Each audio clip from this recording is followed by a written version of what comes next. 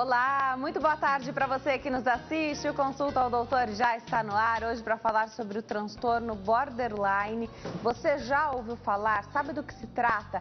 Aproveita a oportunidade para tirar todas as suas dúvidas. Você pode ligar para cá no 0 operadora 11 3337 5886, também pelo facebook.com/consulta ao doutor, facebook.com/Denise Luque, no meu Instagram também @Denise Luque. Sempre na última foto lá no Instagram, você deixa a sua pergunta. Quando não quiser ser identificado, manda através da mensagem particular, que funciona para todas as nossas redes sociais. Então é uma excelente oportunidade. Você que nos assiste através do YouTube, que prazer ter a sua companhia e eu sempre agradeço demais a confiança aqui no Consulta ao Doutor. Você que confia na nossa escolha de profissionais de excelência agora, pode conferir tudo ao vivo, em tempo real, no YouTube. O canal é Hit TV. E se você já está por aí, aproveita a oportunidade para se inscrever e ativar as notificações. Você é avisado de tudo que acontece na nossa programação e após cada programa, os vídeos sobem para o YouTube. O material fica lá para você ver e rever quantas vezes você quiser. Para saber mais dos bastidores e aí dá para conhecer mais dos apresentadores, dos repórteres e de todos os temas que acontecem aqui na programação da Hit, não só no Consulta ao Doutor, você vai lá no Instagram da Hit, que é @TVHit. Hoje eu tenho o prazer de receber a doutora Triana Portal, psicóloga clínica. Doutora, eu adoro quando você vem. Muito obrigada.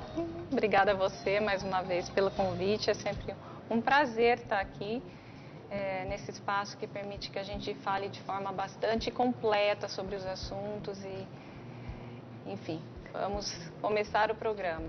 Hoje, tirando as dúvidas sobre o transtorno da personalidade borderline, que gera muitas dúvidas.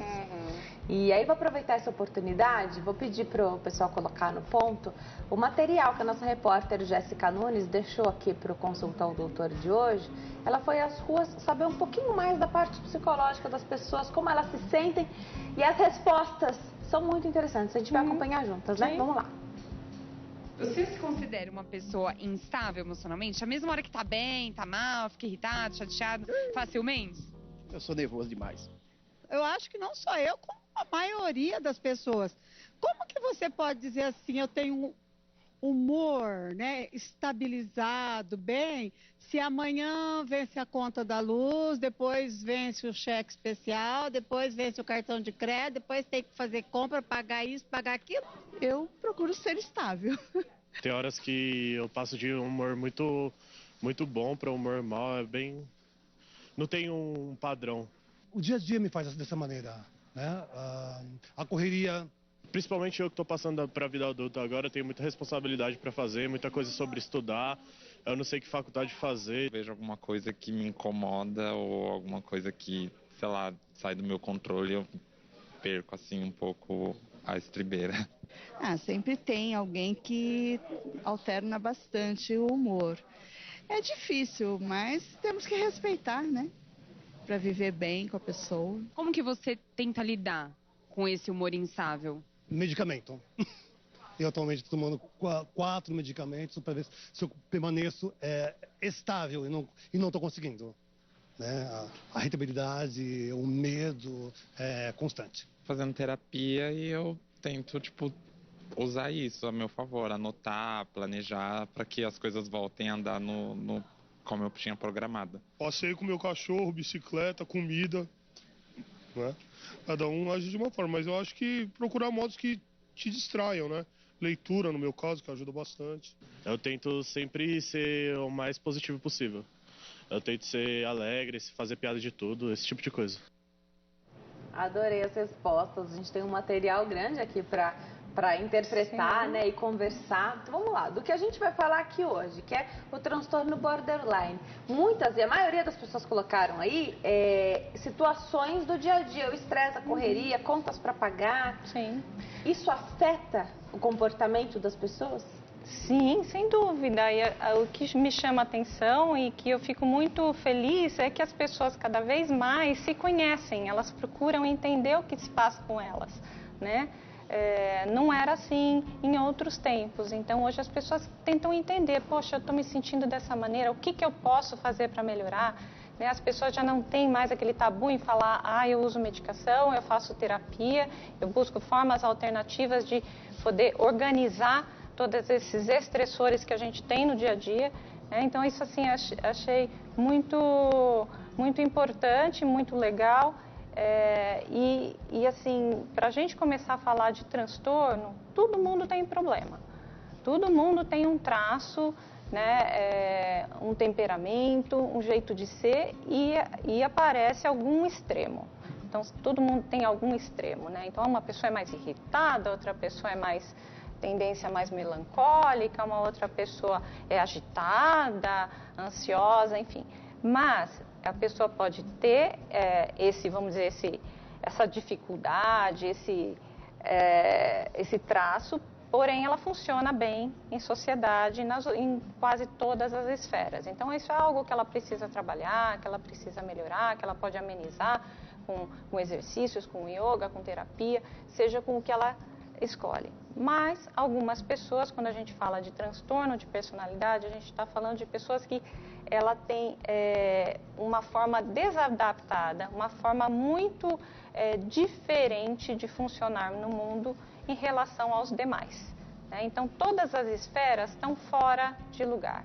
Né? Então, seja nas emoções, na forma de interagir com as pessoas, a questão cognitiva, como ela interpreta o mundo. Então, tudo isso está exagerado, está alterado. Então, aí a gente fala de um transtorno, não apenas uma questão, porque uma questão ou duas, às vezes até três, todos nós temos. Né? Então, acho que a forma de começar a diferenciar alguma coisa das pessoas que têm problemas para as que têm um transtorno de personalidade é pensar em quanto isso acontece, né, com que frequência, que intensidade e a persistência. Foi um período da vida, há um período da vida eu estava passando por inúmeros problemas e aí eu desenvolvi um comportamento ali que estava fora do meu normal. Mas depois as coisas se amenizaram e eu voltei a ser quem eu era. Não, a pessoa com transtorno de personalidade, ela tem aquele padrão estável de ser diferente, de instabilidade, estável de instabilidade. Você falou de personalidade, né? Que é um transtorno de personalidade. E como é que a gente define a personalidade? O que é personalidade? Então, a personalidade ela é formada, né, desde a infância até o final da adolescência. A gente fala às vezes, os jovens são impulsivos, os jovens são assim porque eles ainda estão formando a personalidade, estão firmando a identidade. Então, a gente nasce com um temperamento. Esse temperamento, ele é inato, ele tem alguma coisa que é herdada dos nossos pais, né, dos nossos ancestrais. Então, existe um temperamento que vem conosco. E esse temperamento, juntando com as nossas experiências, né, somada às nossas experiências, seja intrauterina, muita gente fala sobre isso, mesmo a mãe quando já está esperando o nenê, se ela tem vivências muito traumáticas, isso pode já trazer alguma mudança no jeito de ser da pessoa. As vivências na infância são extremamente importantes, né? Então a interação com os pais, com os irmãos, com a família de uma forma geral, né? Com os amigos, escola, então não só na família, mas com o ambiente, todas essas interações vão formar o caráter. A gente soma caráter e temperamento, a gente tem a personalidade. Né? Então ela pode variar muito, né? Vai falar, poxa, mas uma pessoa, ela passou por as mesmas... Então, a gente fala, por exemplo, de dificuldades e traumas de infância, né? Então, uma família disfuncional, uma família com violência, isso. Então, uma pessoa passou, mas ela não desenvolveu um transtorno. Por que a outra desenvolveu? Então esse aqui é mais resiliente. Porque o temperamento era diferente, porque nem sempre a vivência é igual, a interpretação é igual para a pessoa. E a gente não pode dizer, irmãos, por exemplo, eles têm uma diferença de idade, um ano para outro, a vivência é diferente, não vai ser exatamente igual. Então, a gente tem aí uma junção do temperamento mais o caráter, que são as vivências, e aí forma a personalidade. E quem tem a personalidade borderline, que tipo de sinais essa pessoa dá? Quem tem o transtorno de personalidade, assim, acho que as duas coisas mais importantes para a gente começar a citar, é a sensibilidade à rejeição, que é muito grande, e a impulsividade. Então, essa sensibilidade à rejeição, ela permeia todas as relações, né? Principalmente, né, as relações afetivas amorosas, mas todas as outras relações. Então, é aquela pessoa muito carente, é uma pessoa que ela é muito emoção, né? A gente já falou aqui em um outro momento sobre a psicopatia, em que eles são zero emoção, e aqui no caso do border, eles são zero razão e 100% emoção. Então, são aquelas pessoas que transbordam a emoção, elas são extremamente carentes, elas precisam de afeto, é como se elas estivessem sempre apaixonadas, sabe quando você fica assim com aquela coisa meio, aquele entorpecimento de quando você está apaixonado, eles vivem isso todo dia, né? Uma sensação de vazio muito grande. Mas, como eu falava sobre a sensibilidade à rejeição, que é o que mais se fala hoje em dia, né, em relação ao comportamento e como conduzir o tratamento, é isso, porque eles interpretam a qualquer sinal de rejeição muito diferente da gente, é tudo no superlativo. Então, por exemplo, eu tô brava, eu falo com você de uma forma mais ríspida, você vai falar, tudo bem, mas, né, bobagem, deixa pra lá, pode até ficar brava, mas depois você releva, né? Para eles não, aquilo é muito grave, é muito sério. Então eles podem entrar assim, sair de um momento em que estava bem e ficar muito mal, assim, mas um nível de tristeza de algo minúsculo, ou então até que eles suponham, né? Então, por exemplo, eu ligo para você, você não atendeu. Ele já vai imaginar, poxa, não me atendeu porque não quer mais falar comigo, porque vai me abandonar, né? Vai me bloquear. Não respondeu o meu WhatsApp, que são coisas, eu estou falando isso porque são coisas que a gente vive hoje, né? Então, não respondeu porque está ocupado, porque está dirigindo, né? A gente pensa essas coisas. Está no banho, está trabalhando, enfim, está dormindo. Não, para eles aquilo é uma coisa muito, muito, muito grave. Então, assim, mesmo o imaginado, às vezes um olhar basta, né? A pessoa cria essa coisa sempre associa alguma coisa negativa e relacionada ao abandono e rejeição. Perfeito. E intensificou com a situação atual, né? Então hoje, você falou da mensagem, do WhatsApp, então isso acaba alimentando esse comportamento?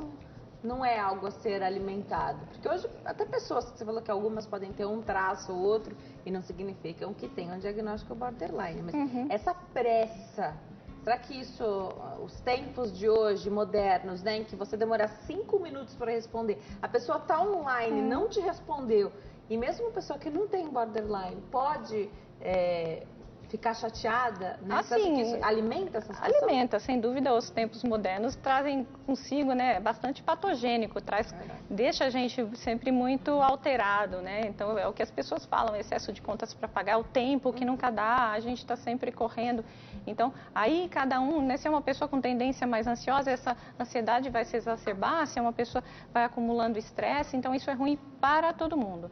Mas no caso do borderline, a gente fala sempre do excesso, né, que é superlativo, que ele tem uma hiperreatividade a qualquer coisa que é relacionada à rejeição, né? Então, acho que essa coisa mais importante. Aí, a partir dessa sensibilidade aflorada e sempre muito no volume alto, né, acontecem os outros sintomas, né? Então, irritabilidade, então, por exemplo, dentro de casa, né, a gente fala, você falou, vai fora, telefone e tal, mas isso pode acontecer dentro de casa. Uma coisa simples, a mãe fez um comentário com alguma coisa, a interpretação já foi de que não gosta dela, que já falou que ela é ruim, que isso e aquilo. Às vezes o familiar nem sabe o que deu aquele rompante de nervosismo, de irritabilidade, de fúria. E às vezes é rompante de fúria mesmo,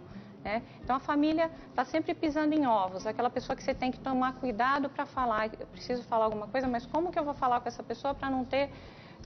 um relacionamento muito ruim, assim, né? Sim, ela é um tipo de pessoa que desgasta muito com quem convive. Tá. Suga energia.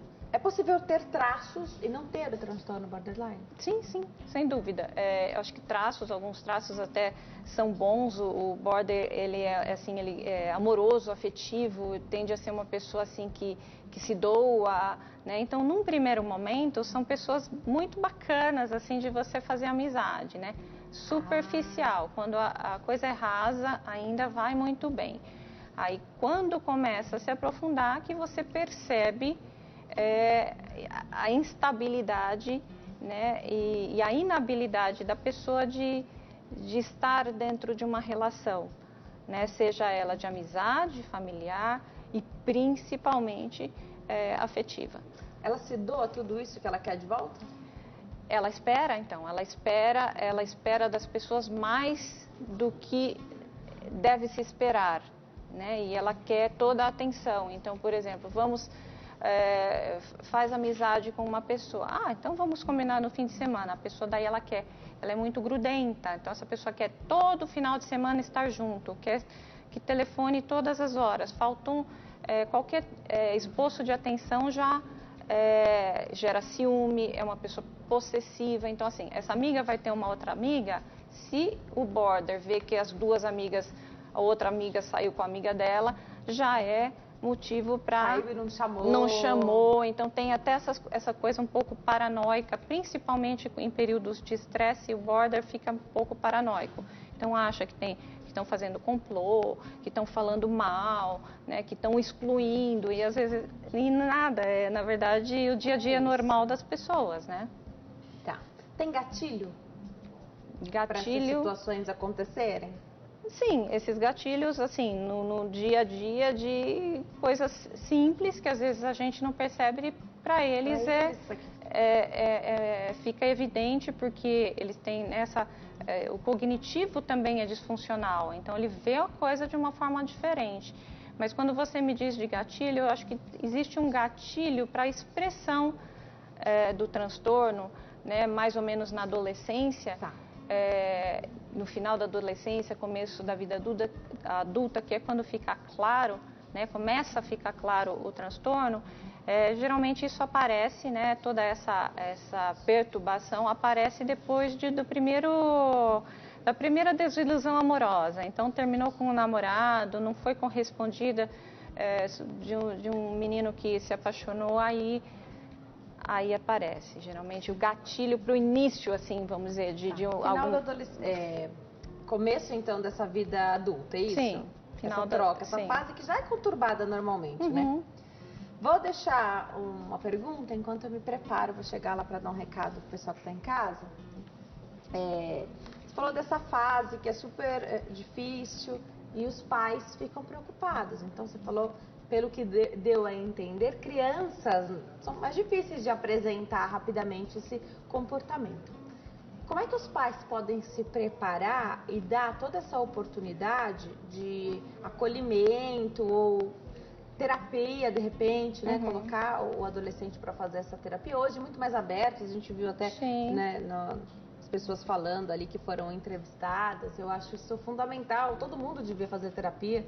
Né? Hoje já desestigmatizou bastante essa situação, já está bem desmistificada, né? Muito mais tranquilo de se procurar, as pessoas também sabem os locais que são mais acessíveis, existe esse acesso. Você acha que essa pode ser uma janela importante? Dá para controlar essa situação antes que ela apareça assim e se torne um problema? Dá para se antecipar a esse problema, que é o transtorno borderline? Olha, se antecipar...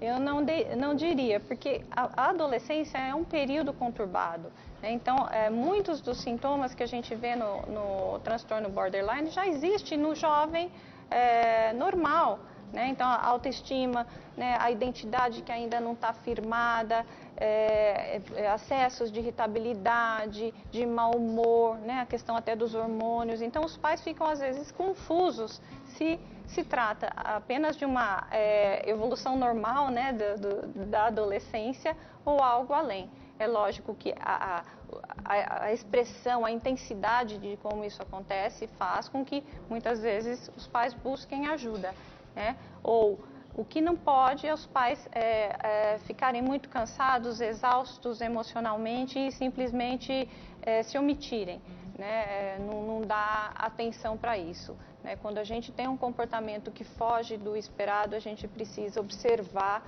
e, se possível, procurar ajuda.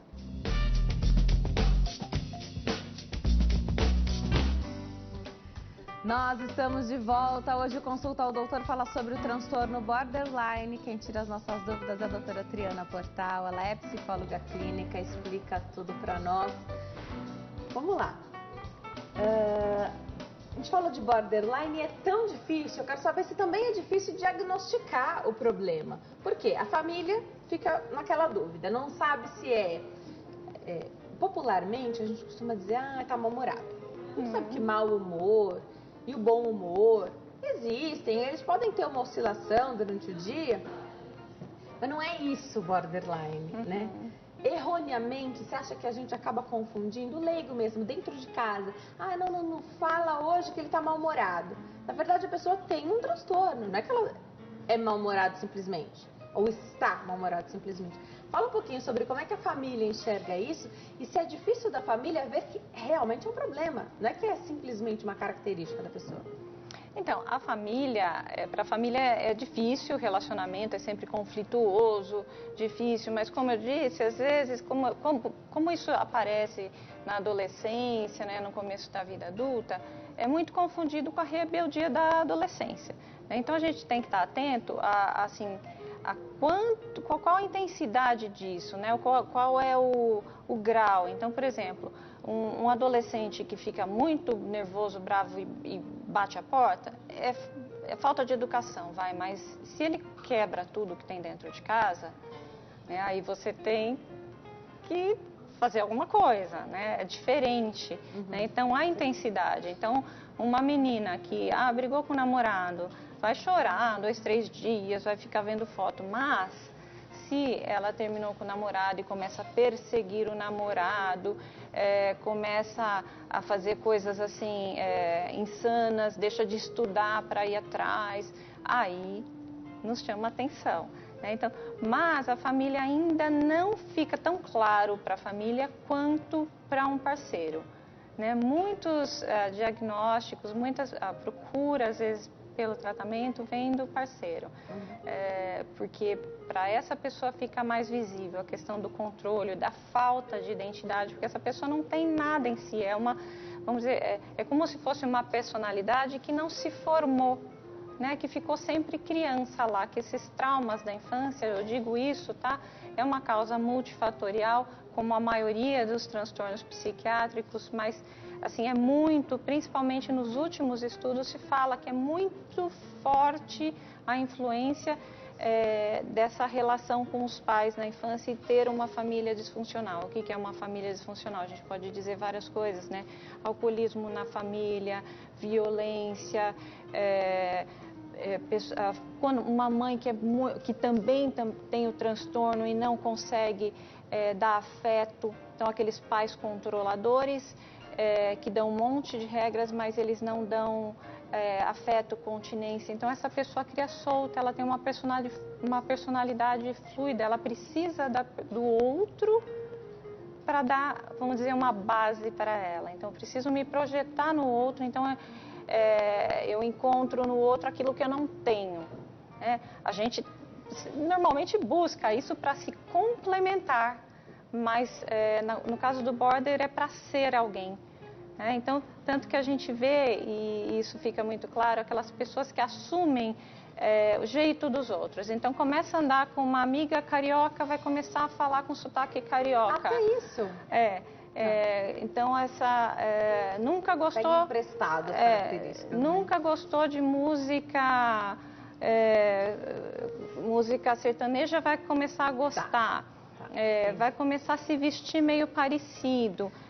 Mas é não impor o seu próprio jeito por conta do medo da rejeição? Então, uma mulher que namora uma pessoa que gosta de música sertaneja. Aí ela vai gostar, porque se ela disser pra ele que ela não gosta, pode ser que isso... Opa, não posso namorar alguém que não gosta de música sertaneja. Pode ser Então, gatilho para rejeição para ela. Na verdade, assim, são esforços, né, para evitar o máximo. Para evitar o máximo de uma rejeição. Então, se ele gosta, por exemplo, de história da arte, eu vou estudar, a pessoa vai estuda com afinco para dizer que ela sabe também, então para ela ser mais apreciada.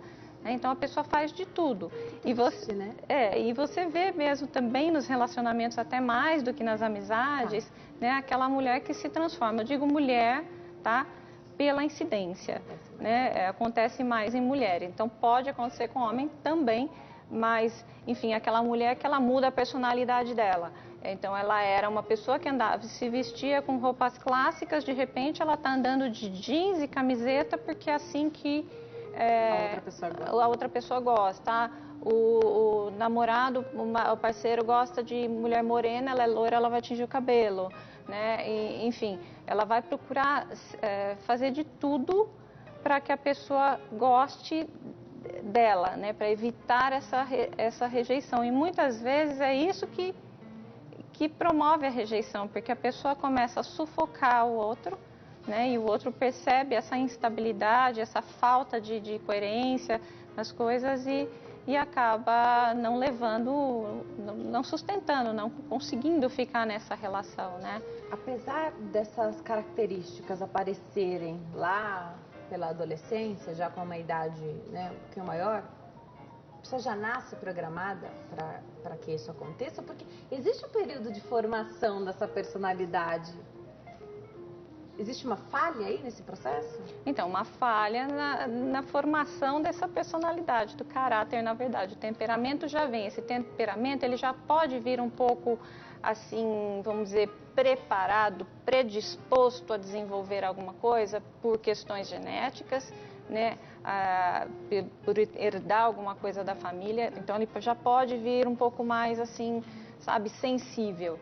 E aí as vivências na família. No caso do borderline, a gente fala muito dos traumas de infância no seio da família, né? Então não formou aquela base importante para dar força para a gente ser completo, para a gente ter personalidade, para a gente se defender, falar o que a gente quer, para a gente conseguir discernir o que é abandono do que não é. Perfeito. E, assim, e ter até condições de enfrentamento para abandono, porque ninguém gosta de ser rejeitado e abandonado, né? Então, se você vai para uma entrevista de emprego e a pessoa não te escolhe, você experimenta aquele sentimento de rejeição e às vezes para a gente até edificante, porque você vai aprendendo com aquilo, né? A ter resiliência, a seguir em frente, mas o border ele não está preparado para rejeição. Isso é uma das coisas que se trabalha em terapia, né? Assim, melhorar as condições de enfrentamento, minimamente, tá? Porque transtorno de personalidade a gente não muda, tá? Não fala em cura, né? Não fala em cura. A personalidade é o jeito que a gente é. Então, se a gente nasceu de um jeito e a gente se transformou, mais uma vez que a personalidade é sedimentada, ela vai ser daquele jeito. Então, é um padrão muito, assim, fixo de ser, um jeito de ser. Então, você pode melhorar ou piorar, né? Isso é importante dizer também, porque se você tiver um ambiente, né, se essa pessoa, ela até tem um transtorno de personalidade, mas ela está num ambiente bom, um ambiente acolhedor, um ambiente que permita que ela melhore, ela está sob tratamento e tudo isso, então a evolução é muito melhor. A expressão da patologia vai ser menor, né? Ao passo que o inverso também é igual. Ela consegue ter a consciência, a partir do momento que ela faz a terapia e está em tratamento, ela consegue ter a consciência que o automático dela seria X, e porque ela não quer que seja desse jeito, ela consegue fazer de outro. É isso? Consegue amenizar como isso aparece para as pessoas? Olha, não, porque, como eu falei, assim, eles enxergam, sentem muito exagerado. Então, não adianta eu falar que aquilo é exagero, porque para ela não é. A pessoa sente desse jeito. Então, você não pode mudar, mas você pode tentar dar suporte. Consegue ter um relacionamento saudável? Saudável? Olha, então, uma das características, dados que a gente fala, né, são pessoas que passam por muitos relacionamentos, casamentos são desfeitos, né? Então, assim, a pessoa busca, ela quer, né, de forma assim muito forte ter um relacionamento, mas não consegue se manter nos relacionamentos, né? Então é uma vida aí de mudança, de emprego também, né? A parte aí porque não existe um plano de vida. Se você tem uma personalidade forte, bem sedimentada, você fala, eu gosto disso, eu quero aquilo, é isso que eu quero para a minha vida. Claro. Quando a pessoa não tem nada em si, ela precisa do outro, então uma hora ela vai ser o namorado arquiteto, outra hora ela vai ser a fulana que ela se identificou, ou quem aparecer... Curso de faculdade, sim, deve acontecer a mesma coisa. Também, mudanças. Tá fazendo vários. Então você percebe, o jovem, isso também é uma coisa que dá um indício pra gente, né? Pensando em diagnóstico, né? Poxa, já fez, tá? A pessoa tem 20 anos, já passou por 3 faculdades diferentes. E aí você vai dizer assim, não, mas são cursos correlatos. Não, fez veterinária, fez decoração e fez uma coisa completamente diferente. Então você vê uma pessoa sempre muito, assim, volúvel, né? Não tem, começa no trabalho, primeiro ela vai arrumar encrenca com as pessoas, encrenca não, né? Vai ter problema ali no relacionamento. E também muda de foco de repente. Tem exame para se fazer esse diagnóstico? O diagnóstico se faz com psicólogo? Pode fazer com psiquiatra? Como que é? Quem que fecha o diagnóstico? Então, o diagnóstico, a gente não tem marcadores, né, biomarcadores para esse tipo de transtorno. Mas é importante, né, é um diagnóstico difícil, é importante que assim, tenha consulta com endócrino, com psiquiatra, porque algumas doenças simulam, né? Então, às vezes a pessoa tem um problema endócrino e que pode simular um transtorno psiquiátrico, né? Então, tratando aquilo, aquela expressão desaparece, né? Então, os exames são para descartar outras doenças, né? E para a gente ter a ideia de que não, se trata realmente de uma patologia psiquiátrica, né? Esse diagnóstico ele não é feito assim num dia nem em um mês, ele depende do histórico. A família contribui com isso, né? Para dizer assim como era na infância, como foi essa infância, né? Como a pessoa sempre se expressou, a intensidade disso, porque às vezes o relato do próprio paciente ele pode não ser tão fiel à realidade, tá? E o que acontece? O diagnóstico diferencial ele acontece porque assim alguns transtornos eles se parecem muito com outros. Então, em algum momento pode parecer mais que é um transtorno bipolar, pode parecer mais um transtorno de ansiedade, que são doenças que podem cursar junto com o transtorno de personalidade, pode ser comórbidos. Então, para ter certeza, é importante que tenha uma vivência com o paciente e exclua todas as outras, vamos dizer, os outros possíveis diagnósticos, tá? Eu ia perguntar exatamente sobre isso, o transtorno bipolar. Por que é tão confundido?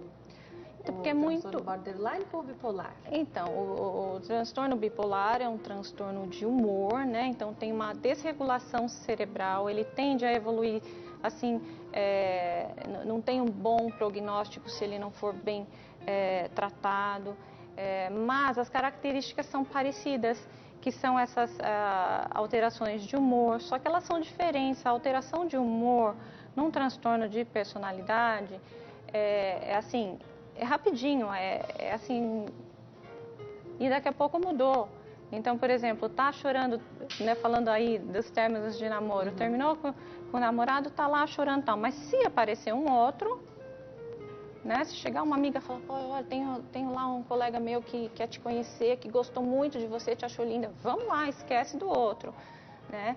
Então é diferente, assim, existe a impulsividade, a irritabilidade, os momentos de depressão e tudo isso, mas na prática ele é um pouco diferente e se tratam de transtornos diferentes, um por ser de humor e o outro por ser de personalidade.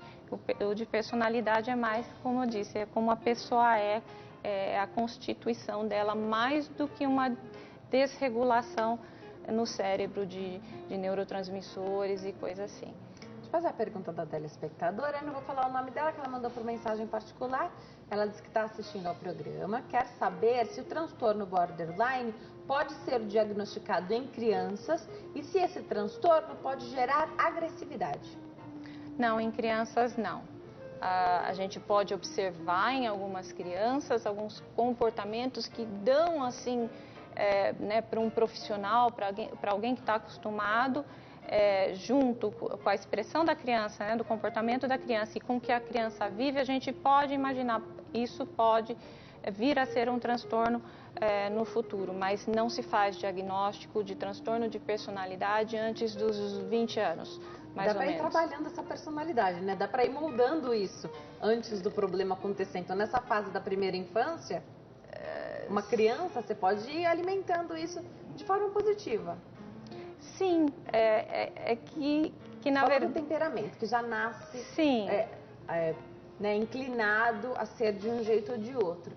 Mas outros fatores envolvem, inclusive Sim. o ambiental, né? O fator ambiental.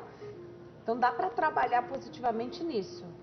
Dá, mas na verdade é difícil por quê? Porque o transtorno borderline, ele vem muito de uma vivência ruim na infância. Então, se a gente está falando de uma vivência ruim, você não vai ter pais preocupados e empenhados em mudar alguma coisa que está acontecendo. Já é uma coisa...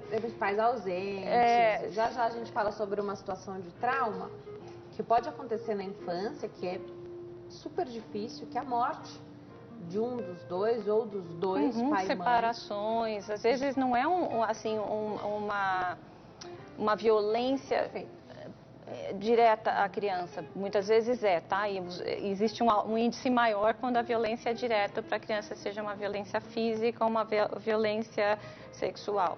Mas esses baques, essas perdas na infância que os pais muitas vezes não têm controle, seja morte, separações, dificuldade no ambiente, né? Às vezes a pessoa tem uma condição econômica muito difícil, né? Que deixa a pessoa... né? Gera o estresse. Gera o estresse e tudo isso, tá? Então... Mas isso que acaba promovendo. E ela falou também de agressividade. Sim. Pode os picos de agressividade, assim, fora do esperado para o problema, faz parte dos critérios para o diagnóstico. Então, sim, é uma pessoa agressiva, com rompantes de raiva, em que pode quebrar tudo, pode bater no outro e, inclusive, se machucar. A telespectadora está na linha. Maria fala conosco aqui de São Paulo. Oi, Maria, tudo bem? Boa tarde. Boa tarde. Seja bem-vinda ao Consulta ao Doutor. Fica à vontade, pode fazer sua pergunta. Então, eu queria saber da doutora o seguinte. Eu tenho uma filha, até 18 anos, ela tinha um comportamento, né? E depois, com 18 anos, ela casou e teve um relacionamento muito difícil.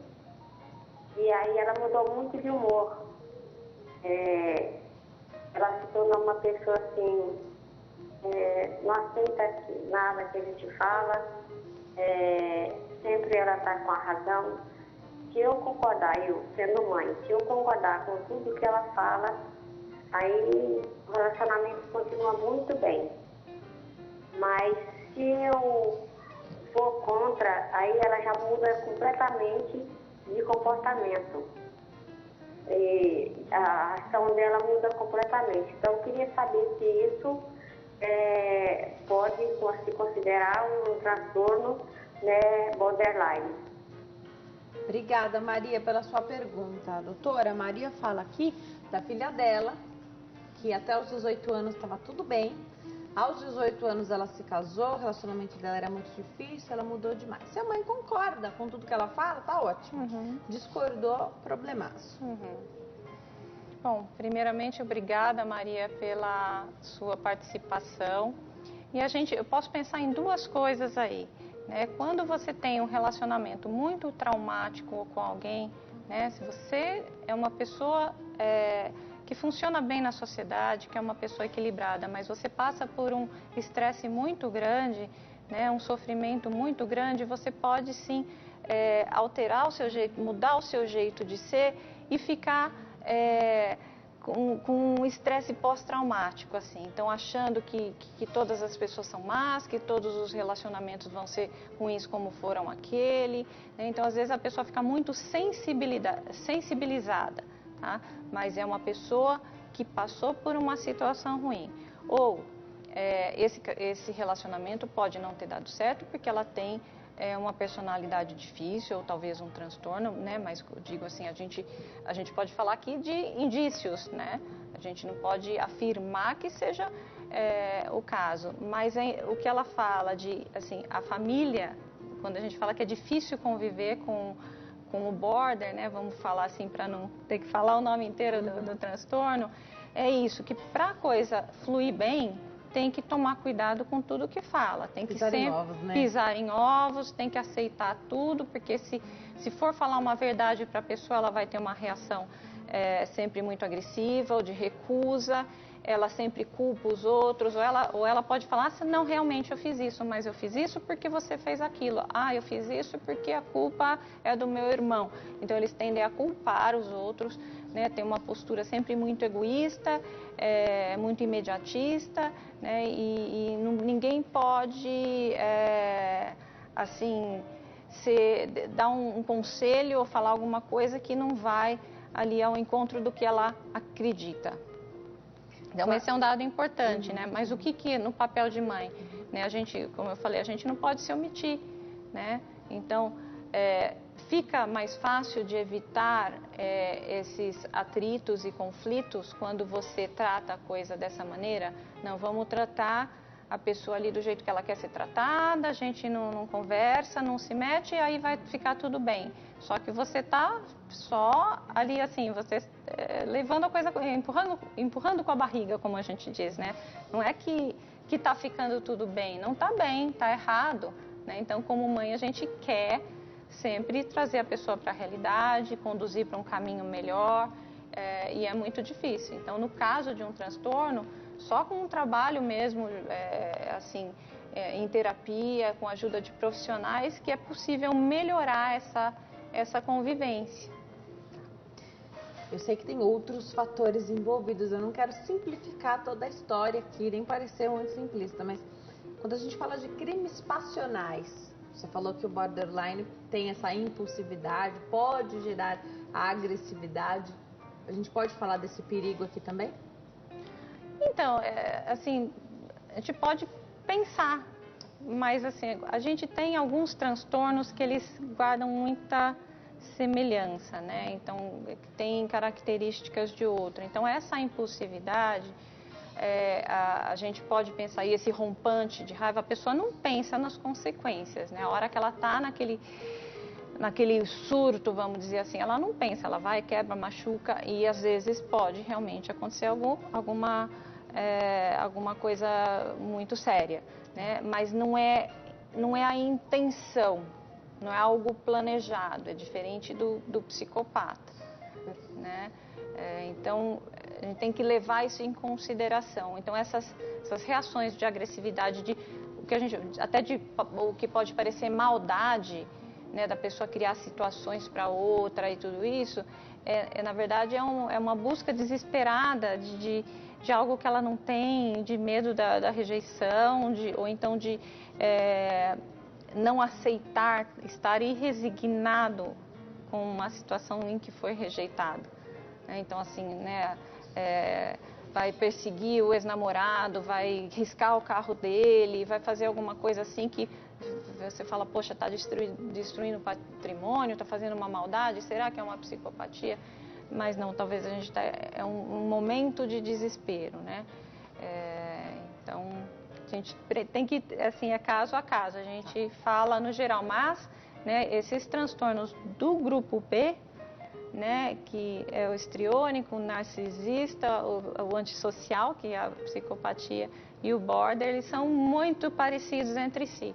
E algumas coisas fazem excluir a possibilidade de ser o outro. Então, quando a gente fala, né, do psicopata, ele não tem emoção, ele não sente culpa, Quando a gente fala do border, ele tem muita emoção, a expressão é maior em mulheres, então aí a gente vê as diferenças, mas na prática pode parecer tudo muito igual.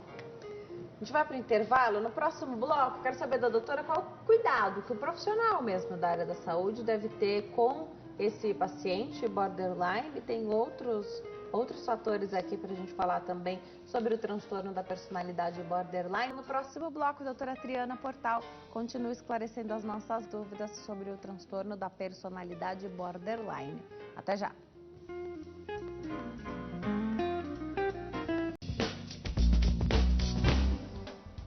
Nós estamos de volta para o terceiro e último bloco do Consulta ao Doutor. Ainda dá tempo de você participar, é fácil. Ligue para cá, 0 operadora 11 3337 5886.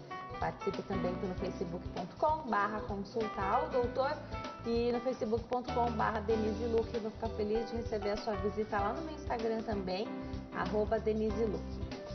Doutora Triana Portal, nossa convidada, psicóloga clínica, explica tudo para nós sobre esse tema. Deixei pergunta antes da gente ir para o intervalo sobre o cuidado, né, que o profissional de saúde deve ter ao lidar com esse paciente, né? Paciente que tem borderline. Qual que é a melhor estratégia, abordagem?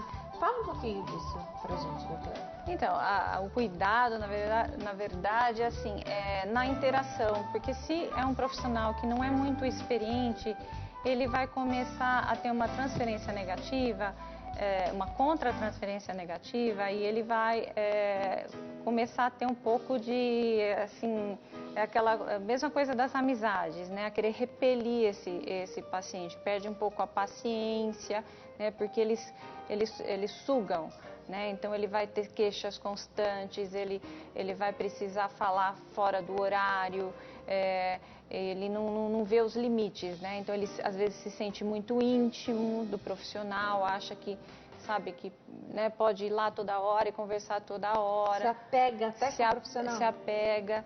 E é muito fácil para esse paciente, porque num primeiro momento ele vai adorar o profissional. Mesma coisa com eles, são 880, né? São muito intensos. Então, no primeiro momento, vai adorar o profissional. No momento que o profissional negar alguma coisa que ele pediu... E vai ter que negar, né? Vai ter que negar, seja um atestado, ou seja concordar com o que ele quer, ou negou aí esse profissional. Ele passa de um profissional muito bom, qualificado, que ele faz propaganda para todo mundo, para um profissional que não presta, que não vale nada, que é uma pessoa horrorosa, né? E nas amizades também, daí quando você fala essa é uma pessoa agressiva, é uma pessoa má, então na amizade aquela amiga querida, conheceu hoje, amanhã é super amiga, tá lá no Facebook, no Instagram, não sei o que, sai para todo lugar, essa melhor amiga da minha vida, né? Best friend e tudo isso.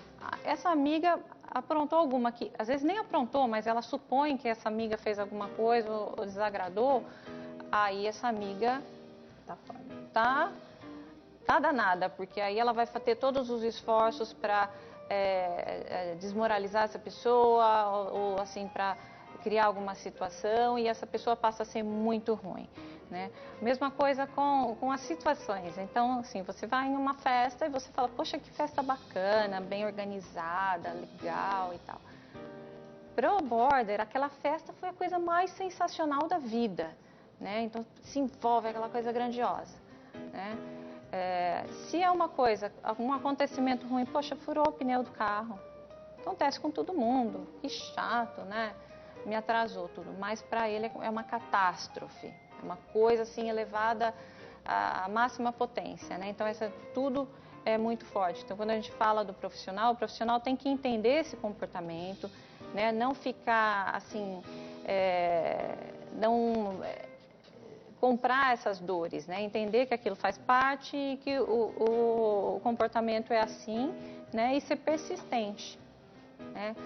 Em alguns momentos a terapia ela vai servir para dar acolhimento, para dar essa estrutura, esse conforto que a pessoa não teve lá atrás nas primeiras relações, né? Então às vezes o foco da terapia é isso, para tentar construir um pouco desse vazio, assim, preencher um pouco desse vazio, né?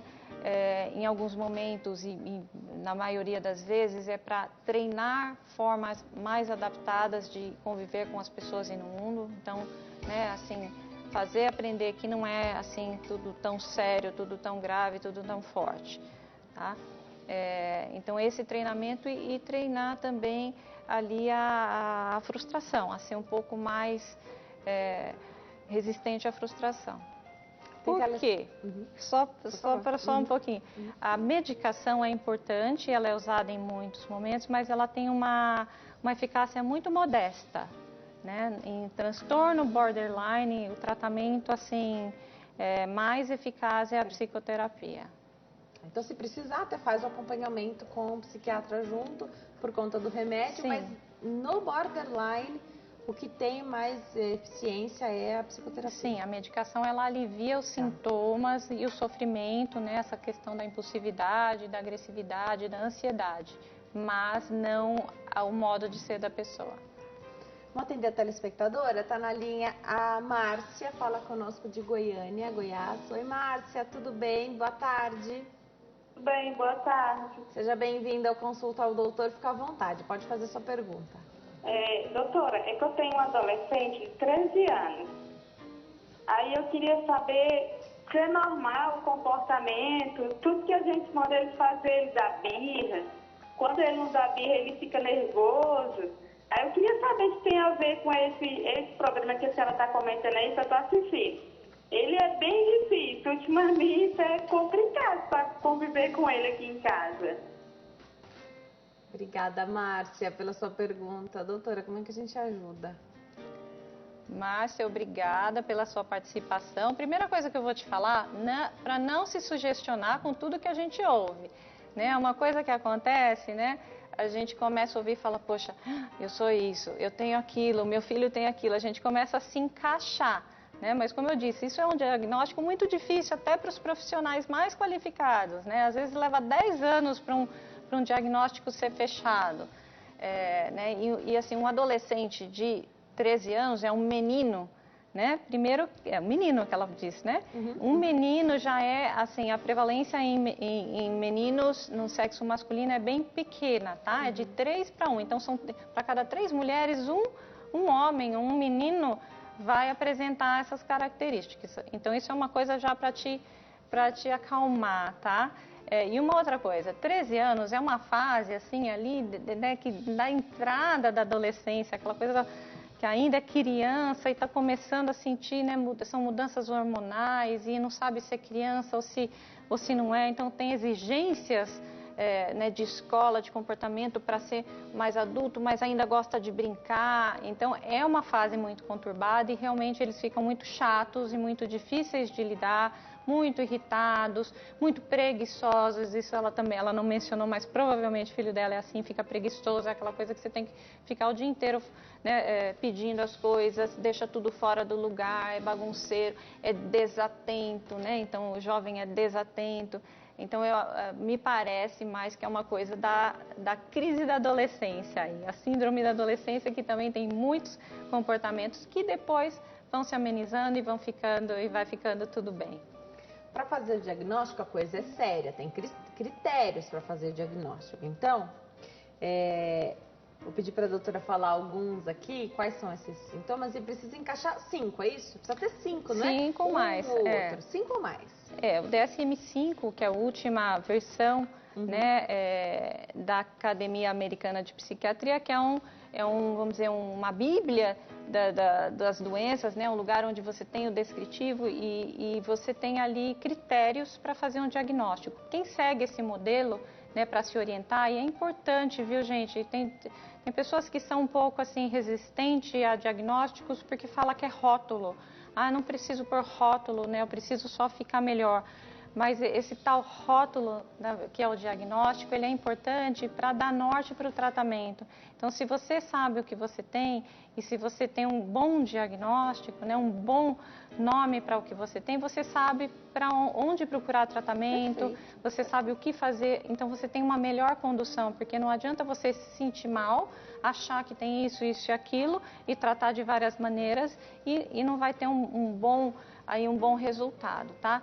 Então, voltando a falar dos os critérios, são 5. A gente tem 9 sintomas que são apresentados dentro desse transtorno e, assim, se a pessoa se encaixa em 5 ou mais, a gente pode considerar, né, que se trata de um transtorno borderline. Sentimentos crônicos de vazio, né? Então, é aquela pessoa que, assim, não importa o que esteja acontecendo, se é um dia triste, um dia alegre, é uma festa, mas a pessoa parece que é um oco dentro de si, ela não consegue explicar, um vazio muito grande, existencial. A autoestima, ela é muito prejudicada, então a pessoa se autodeprecia, se compara com as pessoas e nunca se sente bem. Impulsividade, né? E essa impulsividade, ela pode ser apresentada em algumas situações, né? Então pode ser uma pessoa que come demais ou come de menos, ou faz uso de substâncias, ou ela vai ser uma pessoa, aquela coisa demais, né? Vai jogar, vai ter gastos além da conta. Então tudo que essa coisa dá impulsividade para alguma coisa. A agressividade, esses rompantes de ira, né, em que a pessoa fica muito alterada além da conta com uma razão que não justifica toda aquela agressividade, né? Essa é uma outra coisa. Automutilação, né? Então, nos casos do transtorno borderline, a gente vê muito quando a pessoa se auto machuca, ela provoca ferimentos em si mesma, seja para chamar a atenção do outro, né? Seja para, assim, amainar esse vazio, essa dor que ela tem emocional. Então, às vezes a pessoa se machuca, ela sente uma dor física e parece que ela tem um alívio dessa dor interna, né? Para chamar atenção, para ter esse alívio interno e às vezes também a pessoa tende até a tentar suicídio, né? Também por essas razões, assim, às vezes porque está se sentindo muito desesperado na vida ou muitas vezes para chamar a atenção do outro. Você falou do suicídio, tem uma taxa também de suicídio do que se estima, né, doutora? Sim, hoje fala assim, das tentativas de suicídio no transtorno borderline são muitas, né? E assim, é uma taxa bastante elevada, mas o que realmente consegue, né, que dá cabo à vida e que chega a realmente cometer o suicídio é 10%. Hoje a gente fala em 10%. Vamos falar do desempenho no trabalho? Porque recebi até pergunta aqui do telespectador, o Ari, de Caraguatatuba, pergunta sobre qual a dificuldade do borderline no trabalho. Tem que se afastar para tratar? Olha, depende, né? Então depende. O DSM, que a gente estava falando dos critérios, ele não divide o transtorno, né? Mas na prática, e a CID-10, que também é a Classificação Internacional das Doenças, divide em 2 tipos, né? E esses 2 tipos que a gente vê, que é um tipo mais explosivo, né? Que é aquele tipo que sai e quebra tudo, que é esse tipo mais bravo, mais agressivo, e esse tipo ele costuma ir melhor assim no trabalho, porque ele vai só nas relações mais íntimas, né? Quando se aprofunda demais é que fica perceptível a dificuldade de ajustamento, né? Quando a gente tem o tipo implosivo, é aquele que já tende mais a se machucar, a automutilação. Ele tende a ser depressivo e tudo isso. Então, esses geralmente não conseguem se manter no trabalho. Um afastamento não vai fazer com que a pessoa, depois de um afastamento, seja ele mesmo longo, que ela volte diferente, porque a gente está falando de uma coisa assim, que é a personalidade, tá? O que pode é melhorar. Então, como eu falei, a medicação, ela não é curativa, ela não tem o intuito de equilibrar, como em outros transtornos, mas assim, amenizar esses sintomas. Então, se é uma pessoa desse tipo explosivo, que dentro do trabalho ela está causando muita confusão porque ela é ansiosa demais ou porque ela é irritada demais e tudo isso, talvez a medicação ajude ela a ter um maior controle desse comportamento. E, né, então, tratamento, eu acredito que ajuda muito nessa parte laboral. Mas, né, com uma ressalva que realmente eles têm muita dificuldade, os relacionamentos são instáveis. Outro critério é isso, assim, que a vida é marcada por instabilidade nos relacionamentos e em todas as esferas da vida, né? Então, trata-se de uma pessoa instável. Mas com o tratamento, tudo fica melhor, né? Existe um melhor viver no mundo se você tem o tratamento, né? E uma coisa interessante é que é um transtorno de bom prognóstico. Legal. Né? Então, você tem, assim, esse pico, né, na adolescência de expressão de todas essas características muito exuberantes, e ela, com o passar do tempo, vai diminuindo. Após os 40 anos, você vê que essa pessoa se ajusta melhor e que aí ela se define dentro de um relacionamento e ela consegue ter uma vida mais equilibrada depois aí dos mais ou menos 40 anos. Perfeito. Quando você falou dos rótulos, a gente sabe que é importante ter o diagnóstico, mas eu acho que o medo da pessoa que tem o diagnóstico do borderline ou qualquer outro, e principalmente os que mexem com essa parte da cabeça da pessoa, né, que são os psiquiátricos ou os problemas psicológicos, enfim, os transtornos, da porta para fora do médico é a família, rotular, então tratar de jeito diferente, mas não com o intuito de ajudar. E aí você falou da parte do trabalho, da dificuldade, e a empresa, claro, você precisa ser afastado por qualquer motivo. Tem lá o CID, que é o Código Internacional então, de Doenças. A sua empresa vai saber. E aí a habilidade do líder, do gestor, da empresa de te colocar ali de volta, abrir as portas e que os funcionários possam abraçar também essa pessoa, porque ela pode ser mandada embora. Não vai ser esse o motivo, mas a situação pode ficar pior ainda, né? Sim, pode ficar pior, é difícil, né? Muitas pessoas não sabem lidar com o transtorno, às vezes não sabem nem o que é. Então, por exemplo, hoje você fala de depressão, é uma coisa muito mais aceita e difundida, né? Você fala de um transtorno de personalidade, muita gente fica em dúvida sobre o que é e não sabe lidar, então às vezes prefere até, né, de alguma forma ir eliminando esse funcionário, né? Ou seja, colocar numa função em que ele não fique muito entre as pessoas. Enfim, a gente não falou no começo do programa, mas eu sempre gosto de falar assim dessa nomenclatura, né, o borderline, por que chama isso? Então, esse nome em inglês, ele foi pensado lá, alguém deu esse nome lá nos anos 80, que eram os casos, né, que na época ficavam no limite, no limiar. O border quer dizer na borda, na fronteira, são os casos fronteiriços, limítrofes, entre a sanidade e a loucura, que se chamava na época. Hoje a gente não usa esses termos, ou neurose e psicose.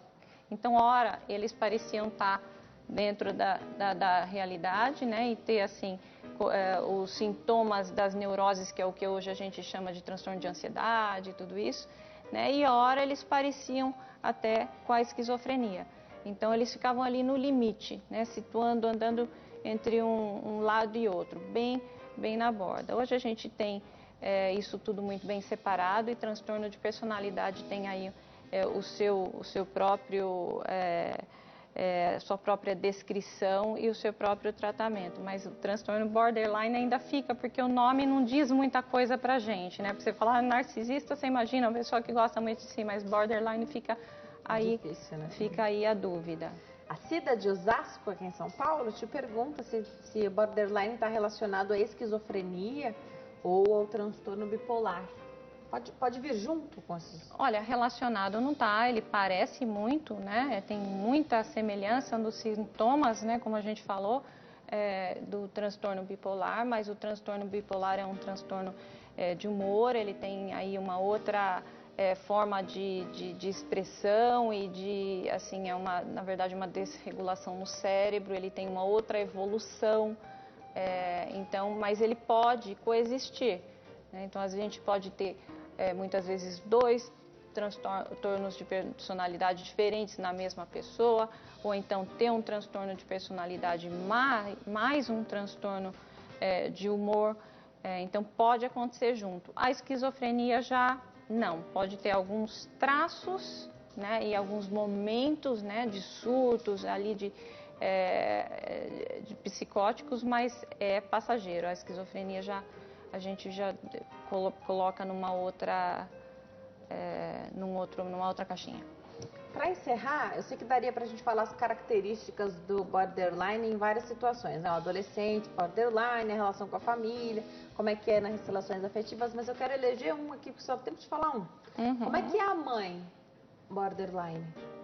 Então, a mãe borderline, ela é uma mãe exigente, ela cobra bastante, ela faz o filho se sentir culpado, faz o filho se sentir ruim, mas ela não é uma mãe muito presente, né? Ela é uma mãe instável, então, ora ela está boazinha, ora ela está muito brava, né? Ela tem dificuldade em dar afeto para o filho, porque os afetos, ela é muito emoção, mas a emoção é mais assim, direcionada ao parceiro amoroso, ao marido, né, do que aos filhos, né? É uma coisa mais de si mesmo também, né? Uma coisa bastante egoísta, é como uma criança que está dentro ali do mundo dela. Então, o filho de uma mãe com transtorno borderline, ele também fica bastante marcado pelas experiências e até geneticamente, por ser filho de uma pessoa com um transtorno, né? Então, realmente é muito difícil para esse filho, ele vive ali numa instabilidade constante, nunca sabe o que esperar dessa mãe e tem muito pouco afeto. Vou terminando por aqui, vou passar os contatos da doutora e ainda daria para a gente ficar mais tempo falando sobre o borderline aqui, já tem bastante coisa falada, mas é um tema que gera muitas dúvidas mesmo, né? A gente pode voltar a falar sobre isso em outra oportunidade. A doutora sempre traz temas novos, está sempre se atualizando também. O que tem acontecido demais nessa área, né? Muitas nomenclaturas foram alteradas, mudadas, enfim, isso não aconteceu com o borderline especificamente, mas a gente já falou aqui várias vezes, a gente vai atualizando a cada programa, sim. né? A gente tenta, assim, passar a informação mais atualizada possível, porque com os estudos a gente às vezes tem outras informações que não eram o que a gente aprendeu lá atrás ou que era ontem mesmo, né? Graças a Deus, né, hoje em dia, cada vez mais a gente tem arsenal de tratamento e informação entende melhor. A doutora falou que o prognóstico do transtorno borderline é bom. E aqui a nossa missão é informar, né? Porque quando a gente tem informação, a gente não fica no escuro, né? As coisas vão clareando aí pra gente. Nós falamos da empresa, né? De desmistificar a situação, tirar rótulos. É importante ter o diagnóstico, mas não precisa rotular da maneira negativa, né? Que a gente possa entender para poder ajudar quem sofre com problema. Vou passar os contatos. 0 operadora 11 2737 6037. 2737 6037. No YouTube, se inscreva no canal da doutora. Portal Triana. É um canal que tem vários vídeos dos programas que ela participa, então vai lá. Portal Triana, se inscreva, ative as notificações, você fica por dentro de tudo que acontece no canal da doutora. E no Facebook é fácil de encontrar, Espaço de Saúde Morumbi. Espaço de Saúde Morumbi. Doutora, sucesso para você. Muito obrigada por ter vindo. Volte outras vezes. Eu adoro te receber aqui e aprender com você. Eu que agradeço, muito bom. E é um assunto que é bastante importante. A gente convive com muita gente com transtorno de personalidade e às vezes a gente nem sabe, né? A gente tendo conhecimento, a gente pode entender melhor e saber como atuar dentro das situações. Obrigada, viu? Bom fim de Obrigada. tarde. Obrigada a você que escolhe ficar bem informado aqui conosco, de segunda a sexta-feira, sempre no mesmo horário. A gente começa pontualmente às 3h35 da tarde. Você liga, participa, escreve nas nossas redes sociais, pode sugerir temas. Você que quer que a doutora Triana Portal volte para falar sobre outro assunto, pode sugerir. Então fala pra gente o que você quer que ela fale da outra vez que ela veio e atende ao nosso pedido sempre aqui de coração aberto para multiplicar a informação conosco. Fiquem com Deus, excelente fim de tarde e até amanhã. Tchau!